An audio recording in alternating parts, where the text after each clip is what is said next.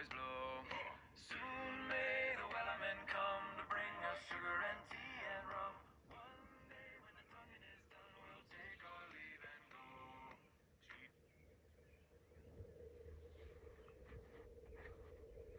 Chapter 1.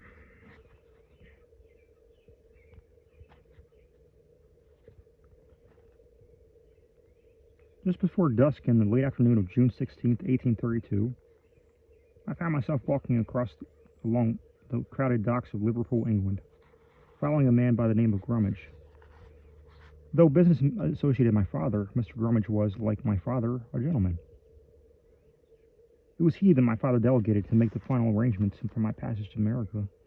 He was also to meet me when I came down from school on the coach and see me safely stowed aboard the ship that my father had previously selected. Mr. Grummage was dressed in a black frock coat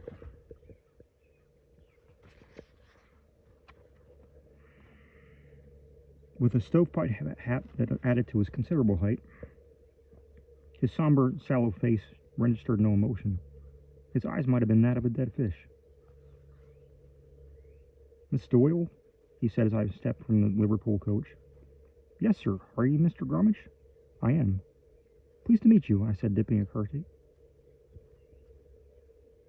"Quite," he returned. "Now, Miss Doyle, if you will be so good as to indicate which is your trunk, I have a man here to carry it. Next, please oblige me by following, and everything shall be as it is meant to be."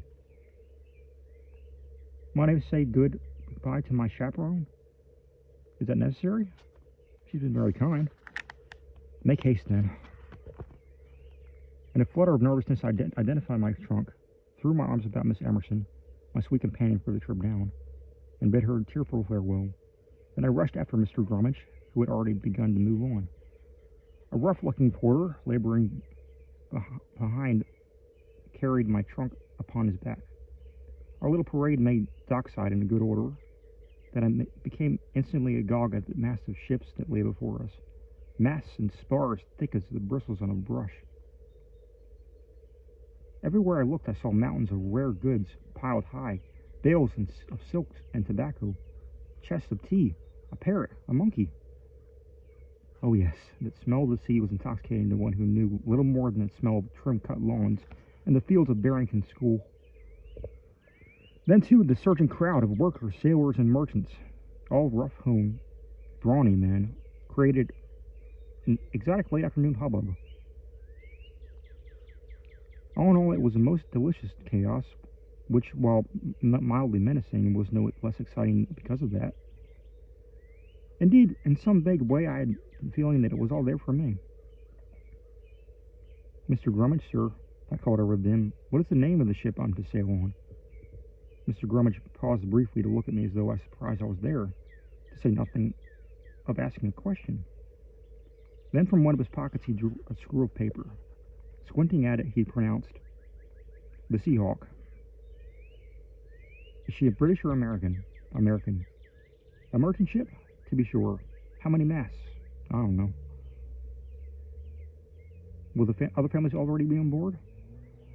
"I should think so," he answered, exasperation in his voice.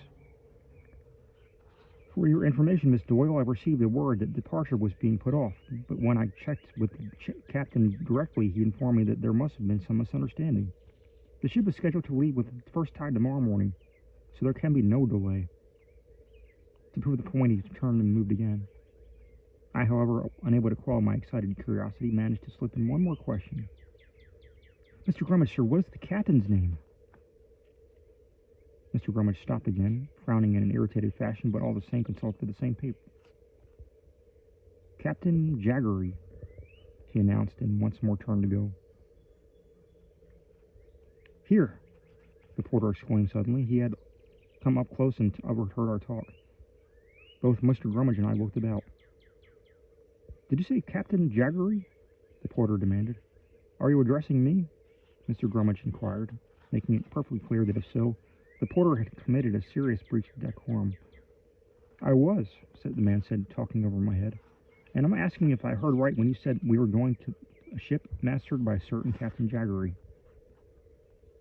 He spoke the name Jaggery as if it were positively loathsome.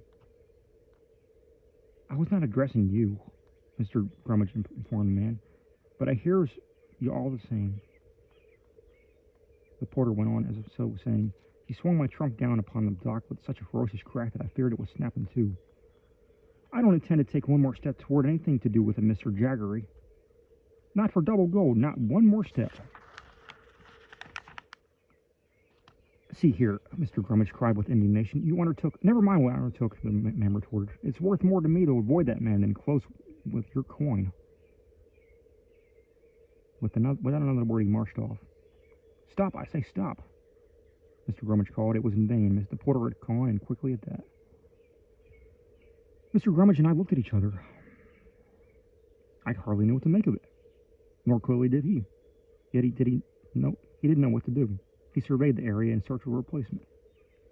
There, you man, he cried to the first two passing by, a huge laboring fellow in a smock.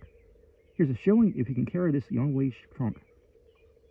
The man paused, looked at Mr. Grummage and me, then to the trunk.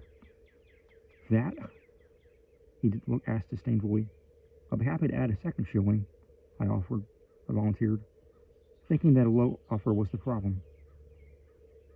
Miss Doyle, Mr. Grummage snapped, let me handle this. 2 shillings, the workman said quickly. 1, Mr. Grummage countered. 2, the workman repeated and held out his hand to Mr. Grummage, who gave him 1 coin. Then the man turned hastily and extended a hand toward me. Hastily, I began to extract a coin from my reticule.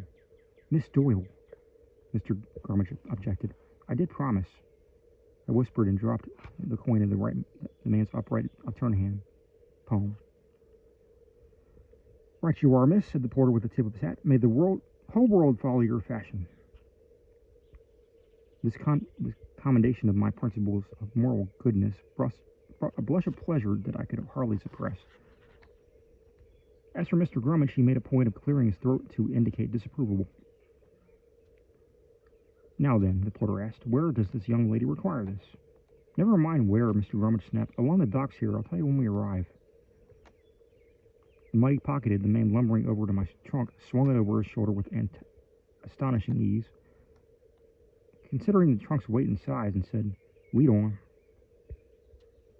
Mr. Grummage, wasting no more time, perhaps fearful of the consequence of more talk, started off again. After guiding through a maze of docks and quays, he came to a stop. With a half-turn, he announced, there she sits, and gestured to a ship moored to the slip before us. I hardly looked where he pointed when I heard a thump behind. Startled, I turned and saw the new man, the one we had just engaged, had taken one look at the Seahawk, set down my trunk in haste, and, like the first, run off without any explanation at all. Without any word of explanation at all. Mr. Grummage barely glanced over his shoulder at the hastily departing worker. In expiration, he said, Miss Doyle, you will wait for me here. And with rapid strides, he took himself upon the gangplank and onto the Seahawk, where I disappeared from my view. I stood my place more than ever, wanting to get aboard and meet the delightful children who would be my traveling companions. But I waited on the dock for something like half an hour, all but unmoving in the waning light of the day. I could only gaze upon the ship. To say I was unduly alarmed when I examined the Seahawk would be nonsense. I had not only the remotest superstitious notion of what was to come. Nothing of the kind. No, the Seahawk was a ship like countless others I had seen before, or for that matter have seen since. Oh, perhaps she was smaller or older than I anticipated, but nothing else.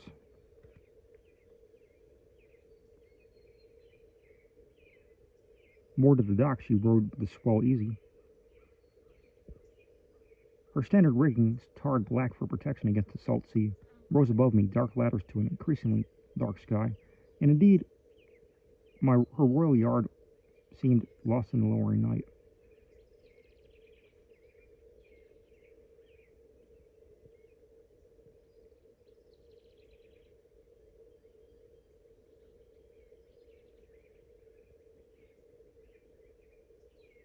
Her sails, tied up, that is to say reefed,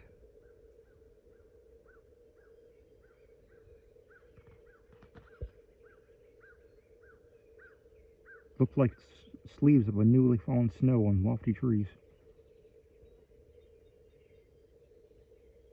Briefly, the Seahawk was what it is known as a brig, a two-masted ship with a snow mast behind the main, perhaps some 700 tons in weight, 107 feet stern to bow, 130 feet deck to mainmast cap.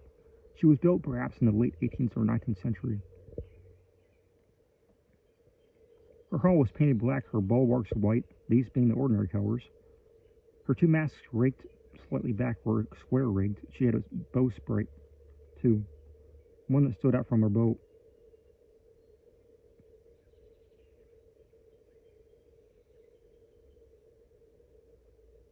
Her bow like a unicorn's horn.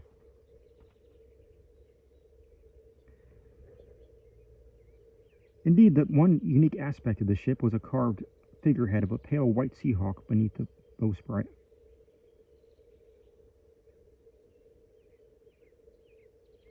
Its wings were thrust beneath against the bow, its head extended forward, beak wide open, and red tongue protruding as if screaming. In the shadowy light that twisted it distorted its figures, I was struck by the notion that this figure looked more like an angry, avenging angel than a docile bird. The dockside was deserted and growing darker. I felt like taking myself up the gangplank in search of Mr. Grummage, but alas, my good manners prevailed. I remained where I was, standing in a dreamlike state, thinking I know not what. But gradually, like a telescope being focused, I began to realize I was something clinging to one of the mooring ropes on the ship's stern. It reminded me of a picture I had once seen of a sloth, an animal that hangs upside down upon jungle vines. But this, I gradually perceived, was a man. He appeared to be shimming himself from the dock up the Seahawk. Even as I realized what I was seeing, he boarded the ship and was gone. I had no time to absorb that vision before I heard angry voices. Turning, I saw Mr. Grummage appear at the topgallant rail, engaged in an argument with someone I could not see. My gentleman repeatedly looked down at me, and so I thought gesticulated in my direction as if I were the subject of a heated discussion. At last Mr. Grummage came down up to the dock. As he drew near, I saw that his face was flushed with an angry eye that alarmed me. "Is something amiss?" I asked in a whisper. "Not at all," he snapped. "All is as planned. You have been expected. The ship's cargo is loaded. The captain is ready to sail, but..." He trailed off, looking back at the ship and turned at me. "It's just that... Do you see those two families, the ones you'll be traveling with, your companions? They have not arrived." "But they will," I said, trying to compose myself. "That's not entirely certain," Mr. Grummage allowed. "The second mate informs me that the one family sent word that they cannot reach Liverpool in time. The other family has a seriously ill child. There is concern that she should not be removed." Again, Mr. Grummage glanced over his shoulder at the Seahawk, as if some fashion these events were the ship's fault.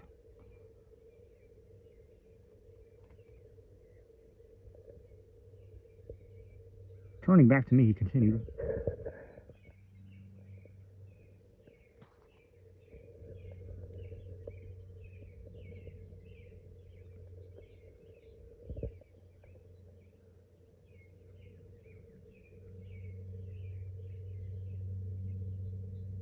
"As it stands, Captain Jaggery will accept no delay of departure. Quite proper, he has his orders." "But Mr. Grummage, sir," I asked in dismay, "what shall I do?" "Do? Miss Doyle, your father left orders..."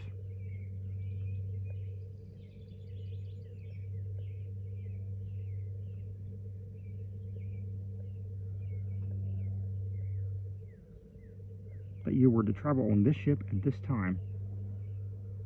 I'm very specific written orders in that regard. He left no money to arrange otherwise. As for myself," he said, "I'm off to Scotland tonight on pressing business." "But surely," I cried, frustrated by the way Mr. Grummage was talking as much by his news, "surely I mustn't travel alone." "Miss Doyle," he returned, "being upon a ship with a full complement of captain and crew could hardly be construed as traveling alone." But that would all be men, Mr. Grummage, and I am a girl. It will be wrong, I cried in absolute confidence that was echoing the beliefs of my beloved parents. Mr. Rummage drew himself up. Miss Doyle, he said loftily, in my world, judgments as to rights and wrongs are left to my Creator, not the children. Now be so good as to board the Seahawk at once.